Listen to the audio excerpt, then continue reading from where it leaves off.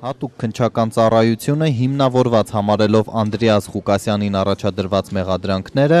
ավարտել է գործի նախաքննությունն ու փոխանցել այն դատախազին, հաստատելու եւ դատարան ուղարկելու համար։ Այսպիսով ըստ մեղադրանքի Անդրեաս Ղուկասյանը մտադիր է եղել կազմակերպել զանգվածային անկարգություններ, որոնց նպատակն էր խոչընդոտել իրավապահների աշխատանքը, թույլ չտալ, որ ոստիկանները Սասնա ծռերի գրաված գունդն ու պատանդներին ազատեն։ Ավելին ըստ հատուկ քննչական ծառայության ընդդիմադիր գործիչը ծրագրել է ճեղքել ոստիկանների շարքերը, միանալ զինված խմբին եւ Սասնա ծռերի հետ ապուրինի զենք կրելով շարունակել գրավված պահել գունդն ու պատանդներին։ Հուլիսի 29-ին մինչև Սարիթաղ բարձրանալը ըստ մեղադրանքի Անդրեաս Ղուկասյանը Ազատության հրապարակում հավաքված մարդկանց առանց բարձրախոսի կոչ է արել ճանապարհից քարեր վերցնել, իսկ արդեն Սարիթաղում հրահանգել դրանք նետել ոստիկանների վրա։ Ընդդիմադիր գործչի փաստաբան Կարեն Մեժլումյանը զավեշտալի որակեց իրավապահների այս պնդումները։ Դա մի անձի նախկինում դատված ցուցմունք էր, որի համաձայն Անդրեաս Ղուկասյանը երբ որ տղաների հետ իջնում է Արմեն Մարտիրոսյանի, Եղիշե Պետրոսյանի,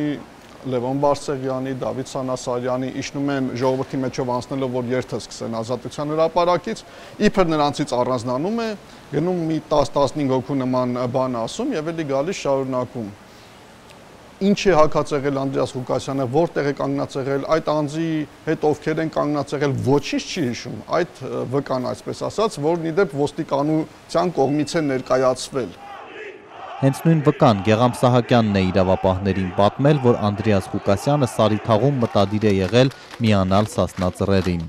Փոխարենը քննչական մարմինը մերժել է Անդրեաս Ղուկասյանի միջնորդությունները, ուսումնասիրել բազմաթիվ տեսանյութեր, հարցաքննել այլ վկաների, քաղաքական գործիչների, ովքեր հակառակի մասին են պնդում, որ Անդրեաս Ղուկասյանը խմբից անգամ 1 րոպեով չի առանձնացել, քար հավաքելու որևէ կոչ չի արել։ Հրաժարվել են որպես ապացույց դիտեն եւ գործը ուղարկում են դատարան,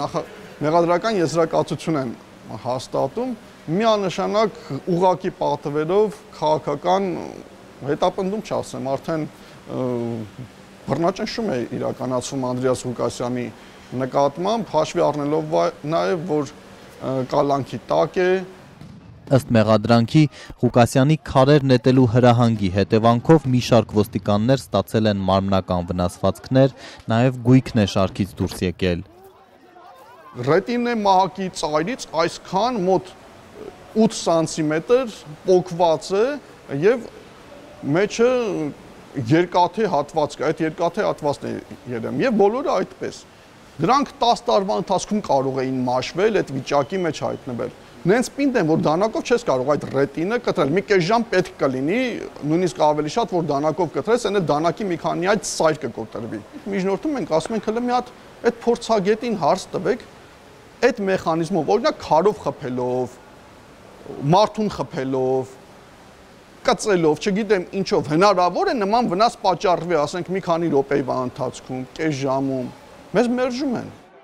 Այս գործով անցնող, բայց Ազատության մեջ գտնվող այլ քաղաքական գործիչների Արմեն Մարտիրոսյանի, Դավիթ Սանասարյանի եւ մյուսների մասով նախաքննությունը շարունակվում է։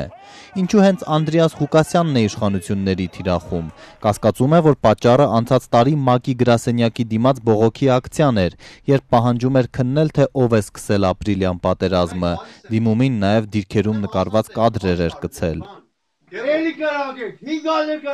Այդպիսի մարդիկ պետք չեն այսօրվա դաշտում ընդհանրապես հավանաբար, որ իշխանությունները այդպես են մտածում։ Ամենայն դեպս այն ինչ որ իրականացվում է այսօր Անդրեաս Ղուկասյանի հետ, ակնհայտորեն որևէ աղերս չունի նախաքննության հետ, որևէ աղերս չունի պաշտպանական իրավունքի ապահովման հետ, կացնով կտրում են։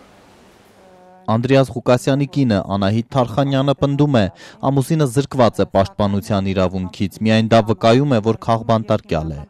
Չնայած ընկերների օրինակին Անդրեաս Ղուկասյանը ամենայն հավանականությամբ դատարանում ոտքի կկանգնի, որպեսզի նիստերը չտապալվեն։ Անդրեասը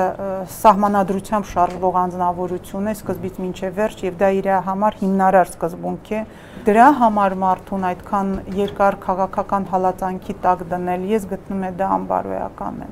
Հրապարակային դատավարության դեպքում փաստաբանի խոսքով այս գործը փլվելու է։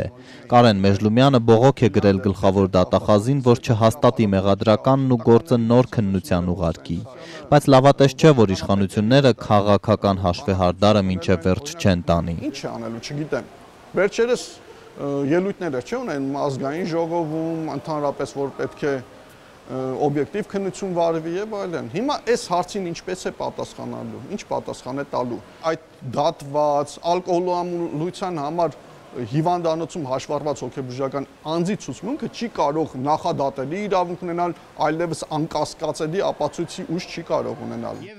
Անդրեաս Ղուկասյանին ավելի քան 10 տարվա ազատազրկում է սպառնում։ Եվս մի անգամ կոչ անել զսպվածության